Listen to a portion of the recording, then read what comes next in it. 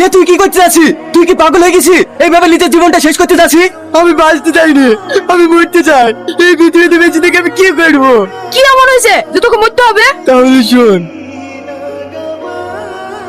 আসে আমাদের অপমান ঢুকে জামাই, এই ছেলের সাথে বিয়ে দিয়ে আমার মেয়ের জীবনটা একবার শেষ হয়ে গেল। করু, তুমি চুপ করো। আমার মেয়ের জীবনটা তুমি হাতে ধরে নষ্ট করেছো। শুনতে পাবি? হ্যাঁ আসো বাপ, ঘরে আসো। আব্বা, আপনার সাথে আমার একটু দরকার ছিল। কি দরকার বলো? কি দরকার বুঝতে পারছো না? দেখো আবার টাকা লেগে এসছে। একটা কাজ করবে না, কিছু না, সারাদিন ঘুরে ঘুরে বেড়াবে। তুমি তোমার শাশুড়ির কথা কিছু মনে করে না বা? তোমার কি দরকার বলো? আব্বা, আমার কোনো কিছু দরকার নাই, আমি এমনি আপনাদেরকে দেখতে আসলাম। একটা কাজ করে মুরুদ নাই, আবার কিছু বলতে গেলে বাবার আবার রাগ। তুমি একটু চুপ করতে পারছো না? না, আজ আমি চুপ করবো না। শিক্ষিত ছেলে চাকরি পাবে বলে বিয়ে দি, আজ আমার মেয়ের জীবনটা শেষ করে দিচ্ছ। তুমি জানো জামাই, জামাই এই সারাদিন তুই কোথায় থাকিস রে? একটা কাজে পাওয়া যায় না? আমি একটা কাজে গেছিলাম। তো কাজ মানেই তো এদিক ওদিক গিরক করে বসে থাকা। বাপটা যে সারাদিন ভূতের মতন খেটে হচ্ছে, সে চিন্তা কি তোর আছে? ওই টনি ছেলেকে দেখা কাজ করে কিভাবে বাড়ি ঘর করছে। ওগো, তুমি ওকে এরকম করছো কেন? ও তো চাকরির পিছনে দিন রাত খাটছে। এসব চাকরি বাকরি এর হবে না। চাকরির ভূত মাথা থেকে নামি ওকে কিছু একটা কাজ করতে বলো, না হলে কিন্তু আমি ওকে আলাদা করে দেবো। এই বুঝ আমি একটা আনতে পারছি না।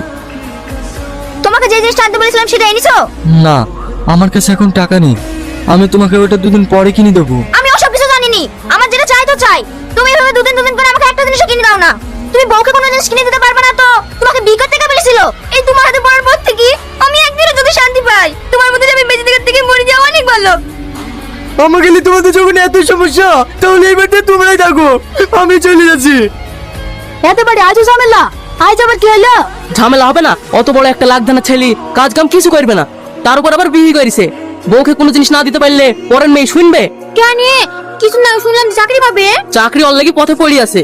পথে কত ভালো ভালো ছেলে পড়াশোনা করে রাস্তায় রাস্তায় ঘুরে বেড়াইছে। তাও যদি আমার ছেলের সাথে কেরালায় যেত, মাসে 15,000 টাকা করে ইনকাম করতো। তা করবে কেন? আর বাপ পেয়েছে যে, তাহলে আর বাপের ঘরে বসে বসে অন্যগুলোকে ধ্বংস করবে। ছেলে নামে কলঙ্ক, এসব ছেলে বেঁচে থাকা থেকে মরে যাওয়া অনেক ভালো।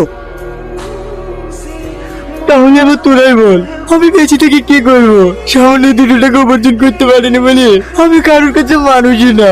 এই পৃথিবীতে যার টাকা আছে তার সবাই আছে। আমাদের ছেলেদেরকে সবাই টাকার মেশিন হিসাবে চেনে, আমাদের দুঃখ কষ্ট বোঝার মতো কেউ নেই।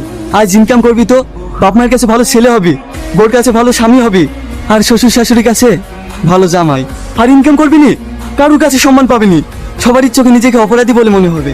যেটার জন্য তো খুঁজতে এসেছিলাম, তুই যে আমাদের কোম্পানিতে ইন্টারভিউ দিছিলি, সেখানে তুই পাশ করেছি। হেলে তোর অ্যাপয়েন্টমেন্ট লেটার, তুই কালকেই জয়েন কর। চল, সব দুঃখ কষ্ট ভুলে বাড়ি চল।